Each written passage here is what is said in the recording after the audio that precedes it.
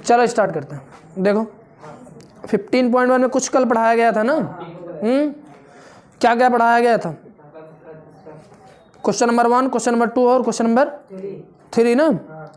Question number 4 देखो, exercise 15.1, exercise 15.1 question number 4, ठीक है ना। क्वेश्चन पढ़ रहे हैं, सुनो ध्यान से एक बार। Which of the following can not be probability of an event, इसमें से कौन प्रोबेबिलिटी नहीं हो सकता है, किसी भी इवेंट की प्रोबेबिलिटी नहीं हो सकता। इसमें से 4 ऑप्शन दिए गए हैं। ऑप्शन ए है 2/3, ठीक है ना। ऑप्शन बी है -1.5, ऑप्शन सी है 15%, ठीक है ना। एंड ऑप्शन डी है 0.7। बताओ इसमें से कौन प्रोबेबिलिटी नहीं हो सकता किसी भी इवेंट की। हम जानते हैं किसी भी इवेंट की प्रोबेबिलिटी क्या होती है, 0 से 1 के बीच में होती है। कल की क्लास में बताया गया था ना, प्रोबेबिलिटी कहाँ से कहाँ तक होती है, 0 से 1 के बीच में। मतलब मिनिमम वैल्यू क्या हो सकती है, 0, और मैक्सिमम वैल्यू क्या हो सकती है, 1। प्रोबेबिलिटी की, किसी भी इवेंट की प्रोबेबिलिटी की वैल्यू 0 से 1 के बीच में ही होती है, ठीक है ना। तो यहाँ पे देखो 0 से छोटी वैल्यू है, माइनस है ना, तो माइनस क्या है, 0 से छोटी वैल्यू है। ये हो सकता है, ये भी हो सकता है, ये भी हो सकता है। आई बात समझ नहीं, ये वाली वैल्यू जो है वो क्या है, 0 से छोटी वैल्यू है। अगर ये 0 से छोटी वैल्यू है तो ये किसी भी इवेंट की प्रोबेबिलिटी नहीं हो सकता। तो यही क्या हो गया आंसर, यही बताना था कौन सा ऐसा है जो किसी की प्रोबेबिलिटी नहीं हो सकता। क्वेश्चन नंबर 5,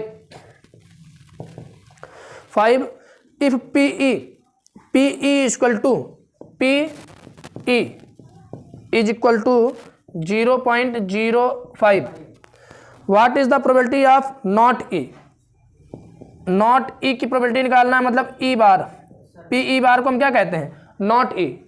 आसान नहीं, हमें PE बार निकालना है। PE की वैल्यू दी गई है, PE बार निकालना है। कैसे निकलेगा बताओ? हाँ, -1 करने से, क्योंकि देखो फार्मूला क्या होता है, PE plus PE bar is equal to क्या होता है, 1 ना। समझ में आया कि नहीं? तो PE की वैल्यू क्या है, 0.05 प्लस PE का बार इज इक्वल टू 1। तो PE का बार इक्वल टू क्या होगा, 1 माइनस 0.05, माइनस कर दो, 1 से माइनस करना, 2 0 बढ़ा लो, 0.05, 10 से 5 कर दो, क्या हो जाएगा 5 ना, ये 9 हो गया, ये 0 हो गया, 0.95। समझ में आया कि नहीं? PE नॉट इक्वल टू क्या आया, 0.95। ये क्या हो गया आपका आंसर। समझ में आया? नोट करो। नहीं आया? क्या नहीं समझ में आया? ये सब देखो, अगर ये सब बेसिक बातें हैं, कल की क्लास में बताया गया तो उसको आप पहले कल वाली क्लास को देख लो। समझ में आ रहा है कि नहीं? समझ में आएगा। जो इंट्रोडक्शन क्लास पढ़ाया गया कल उसको देख लो, समझ में आएगा। जिसको नहीं समझ में आ रहा है, कोई बहुत बड़ी बात नहीं है। ये एक फार्मूला होता है किसी भी इवेंट की प्रोबेबिलिटी और उस इवेंट की प्रोबेबिलिटी ना होने के। मतलब PE मतलब प्रोबेबिलिटी ऑफ इवेंट, और PE बार मतलब प्रोबेबिलिटी ऑफ नॉट इवेंट ना, नॉट E कहते हैं इसको, ठीक है। तो इन दोनों का सम क्या होता है, 1। ये वैल्यू दी गई थी, इसको इधर ले जाके माइनस कर दिया, आंसर आ गया। समझ में आया? इंट्रोडक्शन क्लास देख लो ना, समझ में आने लगेगा। क्वेश्चन नंबर 6 देखो, क्वेश्चन नंबर 6 पढ़ रहे हैं क्वेश्चन ना, सुनो ध्यान से।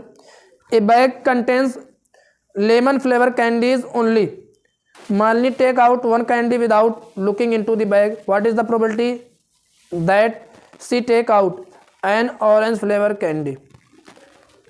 सेकेंड क्वेश्चन है ए लेमन फ्लेवर कैंडी। देखो एक बैग है, उसमें लिखा है, क्वेश्चन में दिया गया है कि केवल लेमन फ्लेवर कैंडीज हैं। जितनी कैंडीज है सबका फ्लेवर क्या है, लेमन फ्लेवर है। तो मालिनी उसमें से एक कैंडी क्या करती है, निकालती है बगैर उसके अंदर देखे। तो अगर जितने कैंडीज हैं सब लेमन फ्लेवर हैं, तो जो बाहर निकलेगा वो क्या रहेगा, लेमन फ्लेवर ही रहेगा। समझ में आ रहा है कि नहीं? कल हम बताए थे श्योर इवेंट और इम्पॉसिबल इवेंट के बारे में ना। तो ये क्या है, एक श्योर इवेंट है, और श्योर इवेंट की प्रोबेबिलिटी क्या होती है, 1 होती है। आई बात समझ नहीं? N orange flavour, orange flavour के लिए क्या होगा, देखो फर्स्ट ऑप्शन है, फर्स्ट क्वेश्चन है आपका 6 का फर्स्ट क्वेश्चन है, एन ऑरेंज फ्लेवर।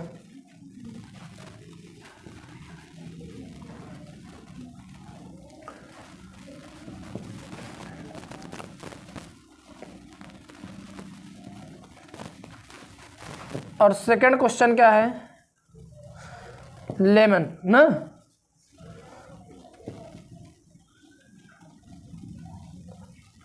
बताओ इसकी प्रोबेबिलिटी क्या होगी,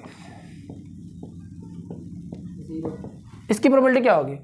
बैग में जितने भी फ्लेवर हैं सब क्या है, लेमन फ्लेवर है, तो क्या ऑरेंज फ्लेवर उसमें से निकलेगा, नहीं निकलेगा। ये क्या है, इम्पॉसिबल इवेंट है, क्या है, इम्पॉसिबल इवेंट है। तो प्रोबेबिलिटी ऑफ इवेंट क्या हो जाएगी, 0।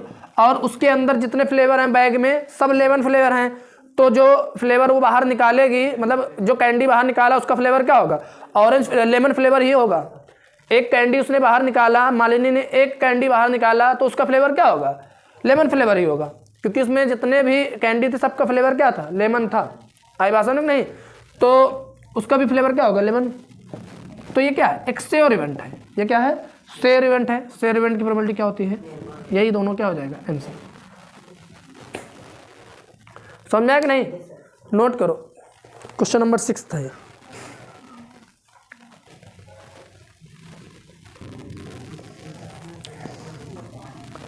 देखो क्वेश्चन नंबर 7, देखो 7 पढ़ें।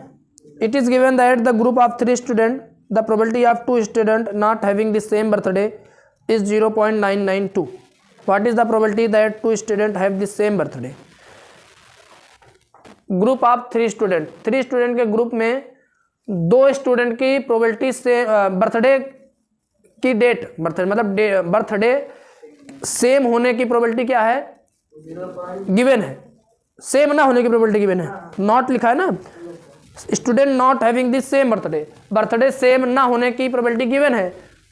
सेम ना होने की प्रोबेबिलिटी क्या है, गिवन है। तो सेम होने की प्रोबेबिलिटी क्या करोगे, कैसे निकालोगे, 1 से माइनस कर दोगे।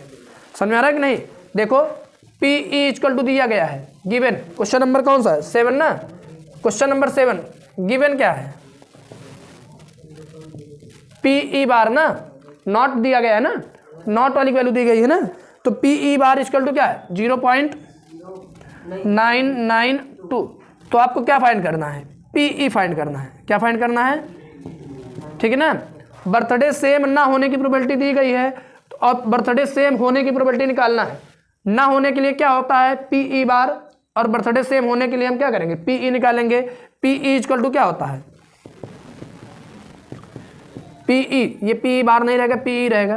पी ई इक्वल टू क्या होता है, 1 माइनस पी ई का बार, ठीक है ना। 1 माइनस पी ई की बार की वैल्यू क्या है, 0.992 माइनस कर दो, ठीक है ना। 1 से माइनस कर दो तो क्या हो जाएगा, 0.992 है, ये 8 हो जाएगा, 0 0.0। समझ में आ रहा है कि नहीं, हाँ क्या हो जाएगा, 0.008।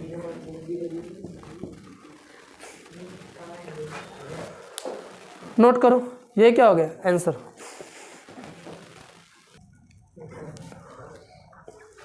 एट वाला देखो, question number 8। A bag contains 3 red ball and 5 black ball, ठीक है ना। एक बैग में 3 रेड बॉल है और 5 ब्लैक बॉल है। A ball is draw at random from the bag, what is the probability that the ball draw is red not red, ठीक है ना। रेड की प्रोबेबिलिटी निकालना और नॉट रेड की प्रोबेबिलिटी निकालना है।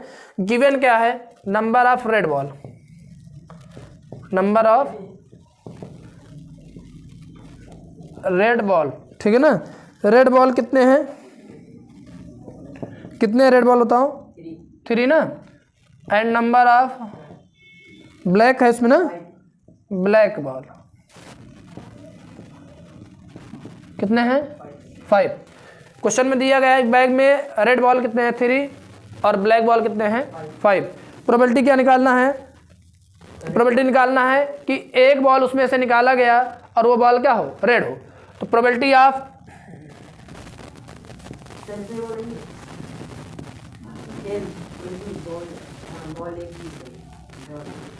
क्या, प्रोबेबिलिटी निकालना है कि वो क्या हो, red. Probability of red ball, समझ में आ रहा है कि नहीं। प्रोबेबिलिटी ऑफ रेड बॉल क्या होगा बताओ, बोलो। Number of red ball, number of red balls upon total balls, ठीक है ना। नंबर ऑफ रेड बॉल्स कितने हैं, रेड बॉल्स कितने हैं बताओ, 3, और टोटल बॉल कितने हैं 8, 3 5 मिलकर 8। ये क्या हो गई प्रोबेबिलिटी ऑफ रेड बॉल्स हो गई ना। इसको हम क्या कहेंगे पीई कहेंगे। क्या कहेंगे ठीक है ना, प्रोबेबिलिटी ऑफ रेड बॉल के लिए। ठीक है ना, आई बात समझ में। तो नॉट रेड के लिए क्या हो गई probability of not red ball ना। ये पार्ट फर्स्ट था।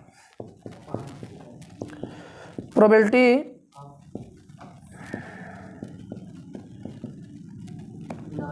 नॉट रेड, नॉट रेड के लिए क्या करेंगे बताओ, नंबर ऑफ नॉट, इसको हम क्या कहेंगे बताओ, नॉट रेड वाले को क्या कहेंगे बताओ, बोलो पीई बार। आई बात समझ नहीं, पीई बार। ठीक है,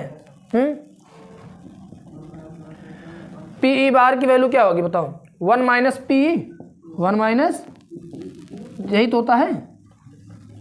पीई बार की वैल्यू क्या होती है 1 माइनस पीई होता है ना। तो 1 माइनस 3/8 इक्वल टू क्या आ जाएगा 5/8। 8 1 जा 8 माइनस 3 करोगे तो 5/8। समझ में आया कि नहीं। रेट के होने की प्रोबेबिलिटी 3/8 आई थी, तो नॉट रेट के लिए क्या करोगे 1 से माइनस कर दोगे बस। समझ में आ रहा है कि नहीं, क्योंकि पीई बार इक्वल टू क्या होता है 1 माइनस पीई होता है। आई बात समझ में नहीं, नोट करो।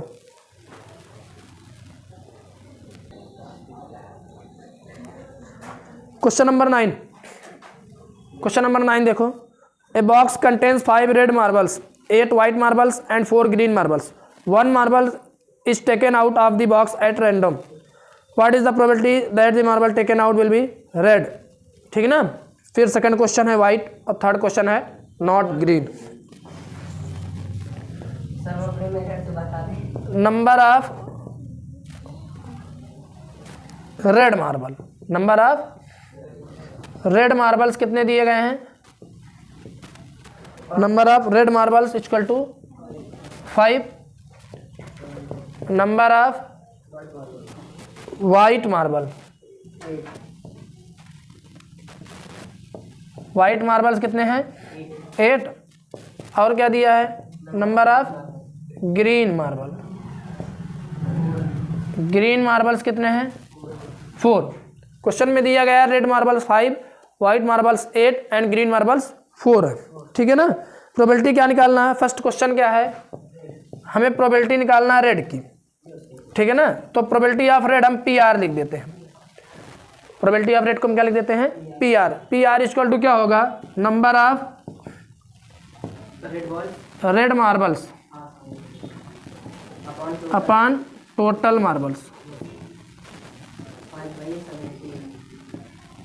ठीक है ना।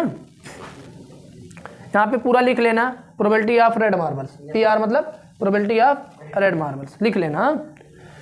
नंबर ऑफ रेड मार्बल्स कितने हैं 5 और टोटल मार्बल्स कितने हैं, कितना हो जा रहा है 17। प्रोबेबिलिटी ऑफ रेड मार्बल्स आ गए। ठीक है ना। सेकंड क्वेश्चन क्या है, हाँ probability of white marble. Probability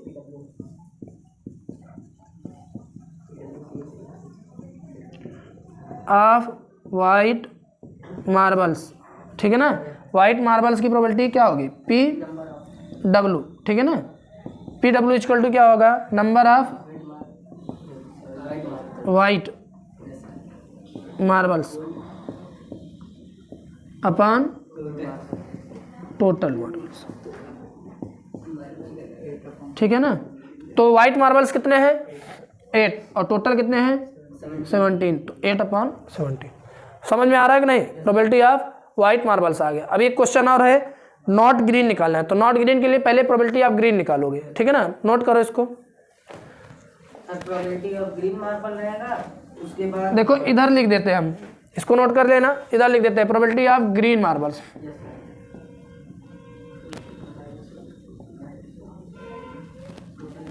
probability of green marbles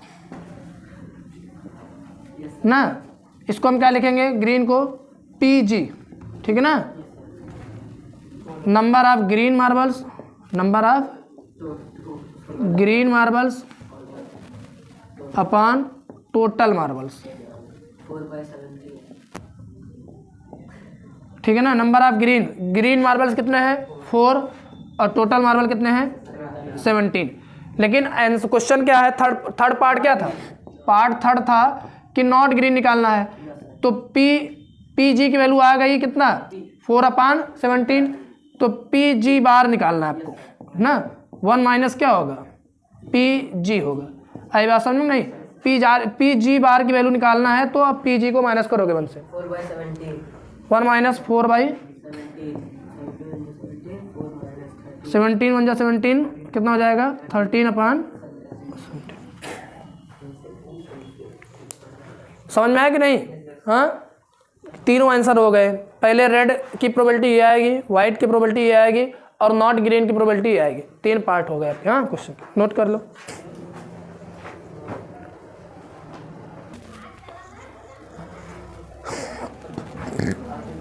question number 10 देखो। 10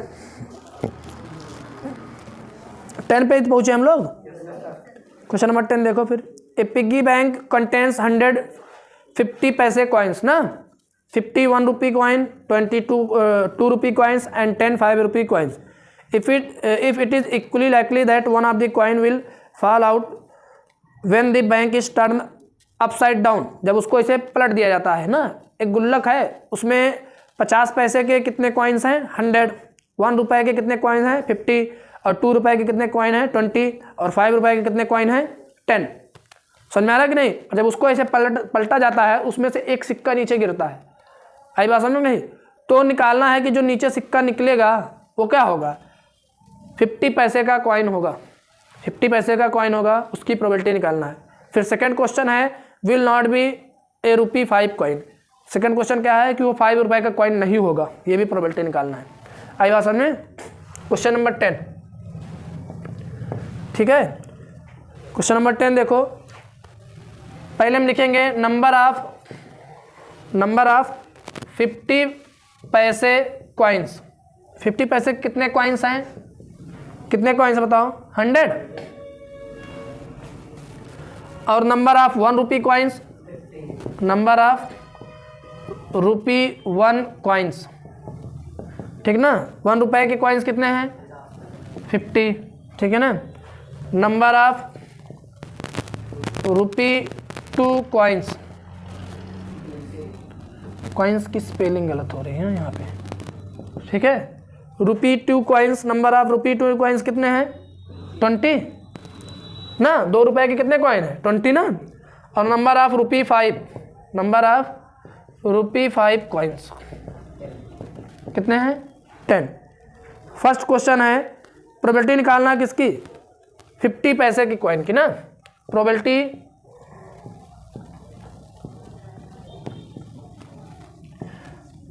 ऑफ 50 पैसे कॉइन्स, ठीक है ना। 50 पैसे कॉइन्स की प्रोबेबिलिटी क्या होगी नंबर ऑफ 50 पैसे कॉइन्स अपॉन टोटल कॉइन्स, ठीक है ना। 50 पैसे कॉइन कितने हैं 100, 50 पैसे कॉइन कितने हैं और टोटल कॉइन कितने हैं 180 ना। सबको प्लस करो 180 आएगा। तो कितनी हो जाएगी प्रोबेबिलिटी कितना हो जाएगी 100/180। काट भी दो इसको, कितना हो जाएगा 5/9। समझ में आया। प्रोबेबिलिटी ऑफ 50 पैसे कॉइन कितना आया 5/9। सेकंड क्वेश्चन है probability not a rupee 5 coin. तो नॉट निकालने के लिए पहले क्या करो प्रोबेबिलिटी ऑफ रुपी 5 कॉइन निकालो। आई बात समझ में नहीं। ये फर्स्ट क्वेश्चन था, ठीक है। Second question probability of rupee 5 coins, ठीक है ना। तो क्या होगा number of rupee 5 coins upon total coins, ठीक है ना। रुपी 5 के कितने कॉइन्स हैं 10 और टोटल कितने हैं 180। तो कितना हो जाएगा 1/80। इसको क्या लेट कर लो PE, इसको क्या लेट कर लो P इक्वल टू क्या आ गया 1/18। आपको क्वेश्चन में करना क्या है P नॉट E निकालना है। मतलब नंबर ऑफ क्या निकालना, probability of will not be A ₹5 coin ना, वो 5 रुपए का कॉइन ना हो, इसकी प्रोबेबिलिटी निकालना है। तो क्या करोगे, 1 से माइनस कर दोगे, PE नॉट निकालना है आपको। PE नॉट निकालना है, क्या होता है 1 माइनस PE होता है ना, 1 माइनस 1/18 सॉल्व कर लो इसको, कितना जाएगा 18 1 18, तो क्या था 17/18। समझ में आया, 17/18 सेकेंड वाला आंसर हो जाएगा। फर्स्ट आंसर क्या आया था 5/9, नोट कर लो।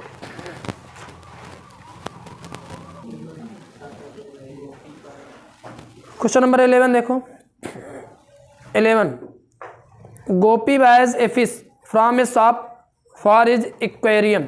The shopkeeper takes out one fish at random from a tank containing 5 male fish and 8 female fish. What is the probability that the fish taken out is a male fish? गोपी क्या करता है, एक fish bye करता है ना, और shopkeeper क्या करता है, एक्वेरियम से एक फिश निकाल के उसको दे देता है, और उस एक्वेरियम में क्या था 5 मेल फिश थे और 8 फीमेल फिश थे। तो प्रोबेबिलिटी निकालना है कि जो फिश उसको दिया गया वो क्या हो, मेल हो। तो क्या होगा, कैसे करोगे बताओ,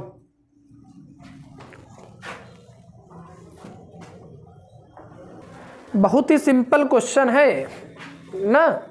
करना क्या था बताओ, probability of male fish equal to क्या होगा, number of male fish upon total number of fish, यही तो नोट करना है। प्रोबेबिलिटी ऑफ मेल फिश क्या होगा, प्रोबेबिलिटी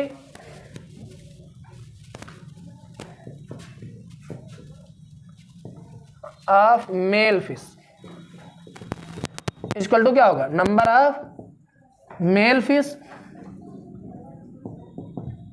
अपॉन टोटल फिश ना, number of male fish. Male fish कितने दिए गए क्वेश्चन में, कौन सा क्वेश्चन है 11 ना, तो मेल फिश कितना दिया गया था 5, और फीमेल फिश कितना दिया गया था 8 दिया गया है, हाँ फीमेल फिश 8। तो मेल फिश अपान टोटल कितना हो जाएगा 5 8 13, यही आंसर हो जाएगा। नोट कर लो।